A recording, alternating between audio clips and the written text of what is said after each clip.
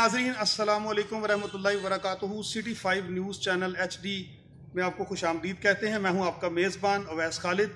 नाजरीन, आज हम मौजूद हैं सरजमीन शोहदा सरजमीन चविंडा पर, जहां पर 6 सितंबर 1965 का एक मार्का लड़ा गया, एक बहुत बड़ी जंग लड़ी गई। और यही वो जगह है, ये वो महाज है कि जहां पर हिंदुस्तान के दांत खट्टे किए गए और पूरी दुनिया में मुसलमानों ने ये पैगाम दिया कि वो जज्बा जहाद से सरशार हैं और कोई दुनिया की ताकत, कोई तागूती ताकत जो है वो उनको हरा नहीं सकती।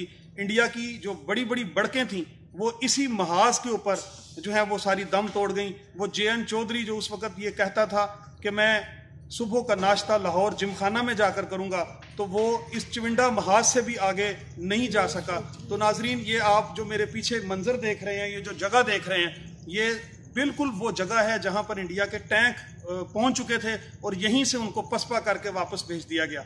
तो नाजरीन, आज मैं आपकी मुलाकात एक ऐसी बुजुर्ग शख्सियत से कराऊंगा कि जो सन 1965 की जंग के ऐनी शाहिद हैं, जिन्होंने अपनी आंखों से उस जंग को देखा। तो आइए नाजरीन, हम आपकी उनसे मुलाकात कराते हैं। जी, सबसे पहले आप बताइएगा आपका नाम क्या है? मेरा नाम मोहम्मद यूसुफ है। अच्छा, आप शुरू से ही चविंडा के रिहायशी हैं या बाद में आके सेटल हुए हैं? भाई, मैं शुरू से चविंडा का रिहायशी हूँ। अच्छा, कितना अरसा आपको हो गया यहाँ चविंडा? बुजुर्ग जो हैं वो हिजरत करके आए थे, कितना अरसा हो गया? वो भी मुकामी थे इधर के रहने का। अच्छा, वो भी मुकामी थे।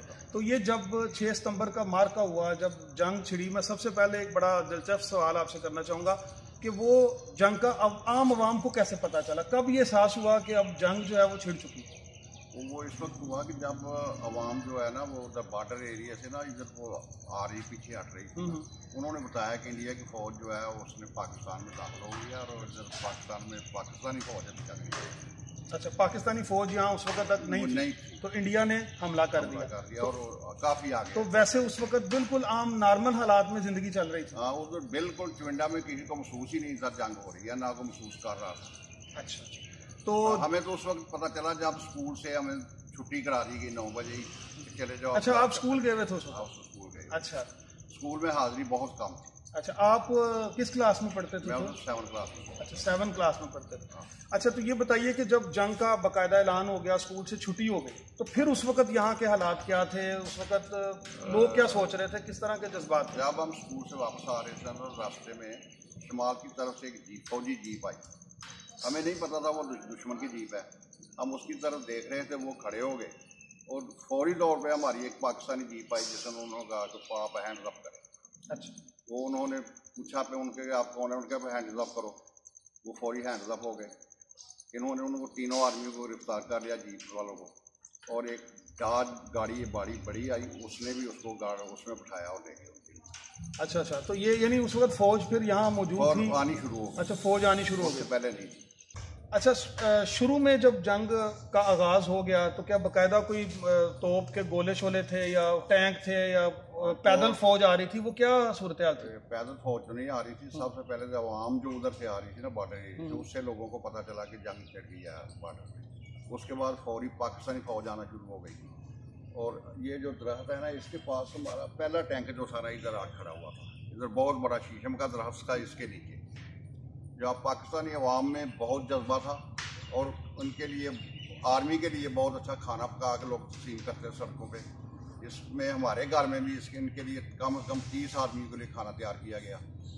मुझे अभी तक याद है कि हमने, हमारे घर में एक मुर्ग था, वो हमने ज़िबा किया और उसमें दाल का मिक्स किया और 30 आदमियों को खाना खिलाया। और यहाँ बहुत ज़्यादा फौज के हक में नारे लगाए जाते थे। बच्चे छोटे से लेकर बड़े जो है ना, वो नारा तकबीर, अल्लाह अकबर, नारा रिसालत या रसूलुल्लाह और नारा हैदरी, सब लोग जो है बहुत जोर से नारा लगाते थे या अली का। ये फौजी भी जो थे ना, वो भी उस वक्त यही नारा लगाते थे। और उस वक्त खाना जो है ना बड़ी खुशी से कबूल करते थे लोग।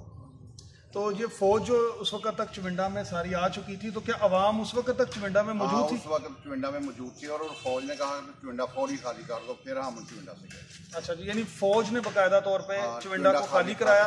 तो उस वक्त तक जो थे अवाम सारी की सारी और जो 600 टैंक था वो चविंडा से थोड़ा पीछे ही था। अभी चविंडा में दाखिल नहीं हुआ था। जंग सारी इस एरिया में जिधर हम बैठे थे। अच्छा, ये नाज़रीन मैं आपको बताता चलूँ कि इस जगह का इंतखाब करने का मकसद भी यही था कि आपको ये सारी जगह दिखाई जाती कि यहाँ तक इंडिया के उस वक्त टैंक भी पहुँच चुके थे, उस वक्त तक ये मैदान जंग था जहाँ हम इस वक्त बैठे हैं, और यहीं से इंडिया को पसपा करके तो वापस पलटने पर मजबूर किया गया। तो आइए हम और जो है वो कुछ बातें इनसे पूछते हैं। तो आप ये बताएं कि कौम का उस वक्त जो था मोराल कितना हाई था? क्या वो जंग से खौफजदा हो चुके थे या वो इसको बिल्कुल नॉर्मली ले रहे थे? जंग को तो नॉर्मल भी नहीं ले रहे थे, वो फौज को पूरा सपोर्ट कर रहे थे, फौज उनको पूरा सपोर्ट कर रही थी।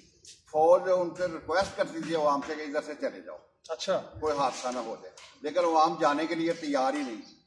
अच्छा, जब तक वो इंडिया के गोले इधर नहीं पड़े आगे, उस वक्त अवाम इधर से नहीं गए। अच्छा, तो अवाम यहाँ से जो है वो किस तरफ को फिर मूव करके गई? पसरूर की तरफ। अच्छा, पसरूर की तरफ। आप भी यहाँ से चले गए? जनूब की, हमें भी फौज ने कहा कि जनूब की तरफ जाओ। अच्छा, तो आप वहाँ फिर कहाँ ठहरे, किधर चले गए? कोई थोड़ा बताना पसंद करें। इलाके का एक गाँव है, उधर चले गए। अच्छा, वहाँ को आपके रिलेटिव्स वगैरह थे या फौज में भी कोई? कुछ हमारे रिलेटिव नहीं थे, लोग रिलेटिव का अपने जो जिसका जहाँ भी जगह मिलती वो सही। अच्छा, तो ये बताइए कि उस वक्त हमारी फौज का जज्बा कैसा था जब वो यहाँ आ गए, चविंडा को उन्होंने अपने यहाँ ओवरऑल अपने घेरे में ले लिया? हाँ। तो उस वक्त फिर क्या सूरत हाल बनी? चविंडे में जो फौज का जज्बा था ना बहुत ज़्यादा था। यहाँ एक वक्त वो भी आया कि फौज के पास से असला ख़त्म हो गया, फिर वो संगीनों से लड़े, 10 लड़ाई हुई और इन्होंने सीने पे बम बांध के टैंक के आगे लेट के टैंक तबाह किए। वाह, सुभान अल्लाह। अच्छा, ये बताइएगा कि यहाँ जो फौज इंडिया की आ चुकी थी वो एक जिक्र होता है एक टीले पर जैसे उसने कोई बना लिया, वो जरा वाकया बताइए। वो मैंने खुद देखा है, वो भी जो था ना इंडिया का, वो उन्होंने ऊपर से उसको मारा, वो टीले के ऊपर था, वो हमारे फौज का काफ़ी नुकसान करा रहा था। तो जो टैंक थे ना, कम से कम 100 से ज़्यादा टैंक जो है चविंडे के एरिया में डुबा हो गया। अच्छा, 100 से ज़्यादा। तो वो हमने रेलवे स्टेशन पे इकट्ठे देखे हैं। अच्छा, वो ओपी जो था वो किधर बैठे हुए थे? वो जरा चविंडा में कौन सी जगह? चविंडा में इस वक्त वो नेशनल बैंक और UBL के बिल्कुल सेंटर में ऊपर टीला था।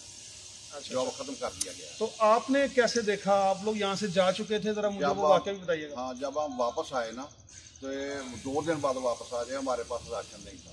हमने इधर फौज से रिक्वेस्ट की कि हमने अपने घर से गंदम लेके जानी है राशन के लिए, तो फौज ने हमारी रिक्वेस्ट मंजूर की और मैं और मेरा दादा, अच्छा, हम दोनों आए। तो उस वक्त आर्मी वाले उसको नीचे उतार रहे थे। अच्छा, उसको हिट कर दिया हुआ था, उसको वहाँ से नीचे लेकर आ रहे थे। मैंने खुद उसकी शक्ल भी देखी है, वो छोटे का आदमी था, कहते थे गोरखा। अच्छा, गोरखा उसे कहते थे? गोरखा कहते। सही। अच्छा, तो ये बताइए कि जंग कितनी देर तक जो है वो जारी रही और उसके बाद फिर आप लोग वापस इस इलाके में कब आए? तो इतना ही पता है ना कि वो 11 सितंबर तक जारी रही। सही। हाँ जी, पहले तो हमने 4-5 दिन तो जंग को महसूस ही नहीं ना किया कि जंग हो भी रही है या नहीं हो रही। 6 के बाद ही हमें पता चला कि जंग हो रही है, जब वो इंडिया वालों ने इधर हमला। तो जब यहाँ दोबारा इलाके में लोग वापस आए, उस वक्त चविंडा की सूरत हाल क्या थी? चविंडा में लोग जल्दी वापस आ गए थे, आगे बॉर्डर के लोग बहुत देर में आए। अच्छा, तो यहाँ चीजें, इमारतें वगैरह, घर बार सब सही सलामत है या कोई नुकसान हुआ? नहीं, इधर कोई नुकसान नहीं हुआ था, चविंडा में कुछ नहीं हुआ था। चविंडा के आगे जो है ना वो नुकसान हुआ। अच्छा, आप एक बुजुर्ग की हैसियत से इस कौम को, इस नौजवान नस्ल को क्या पैगाम देना चाहिए? पैगाम यही है कि वो 65 वाला जज्बा पैदा करेगा। आर्मी में भी होना चाहिए वही जज्बा और अवाम में भी वही जज्बा होना चाहिए। मैं हर में शुक्रिया अदा करता हूँ सिटी 5 चैनल का, जिन्होंने मौका दिया। हमने हालात पे आपको बता दी सन 65 के जो मैंने। जी नाज़रीन, आपने गुफ्तगू सुनी। ये वो बुज़ुर्ग हैं कि जिन्होंने चविंडा की इस जंग को अपनी आंखों से देखा, उस वक़्त यहाँ जो सूरत हाल थी वो बयान की। नाज़रीन, आइंदा भी आप इसी तरह के प्रोग्राम देखने के लिए हमारे इस चैनल को सब्सक्राइब करें। इंशाल्लाह नए प्रोग्राम के साथ आपकी खिदमत में फिर हाजिर होंगे। एक मैं पैगाम देता चलूँ कि आज की जो भारत सरकार है उसे तो शायद ये ना पता हो, लेकिन वो अपने बड़ों से, अपने जो आबाओ अजदाद हैं उनसे ज़रा पूछ ले कि इस चविंडा महाज पर उनका हमने क्या हाल किया था। इंशाअल्लाहुल अज़ीज़ आइंदा भी अगर किसी ने हमारे वतन अज़ीज़ की तरफ देखने की जुर्रत की तो उसका इससे भी ज़्यादा बुरा हाल करेंगे। आखिर में हम सब मिलकर एक नारा लगाएंगे। मैं नारा लगाऊंगा, ये सारे मिलकर जवाब देंगे। चविंडा की आवाम यहाँ जो है बड़ी बेताब है नारा लगाने के लिए। पाकिस्तान जिंदाबाद, पाकिस्तान जिंदाबाद, पाक फौज जिंदाबाद, पाक फौज जिंदाबाद, चविंडा महाज जिंदाबाद, चविंडा महाज जिंदाबाद। नाज़रीन इजाजत दीजिए, अल्लाह हाफ़िज़। सीने में